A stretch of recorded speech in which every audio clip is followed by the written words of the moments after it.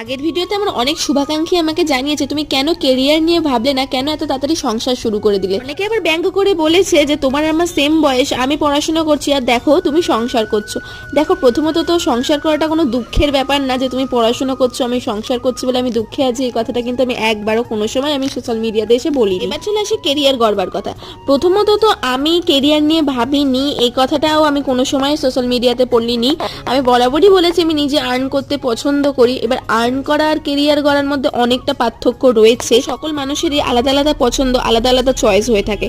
আর এটা ধরে নাও আমার চয়েস, আমি কিন্তু এখানে ভীষণ হ্যাপি আছি আর আমি আমার মানুষটার সাথে ভীষণ খুশি আছি।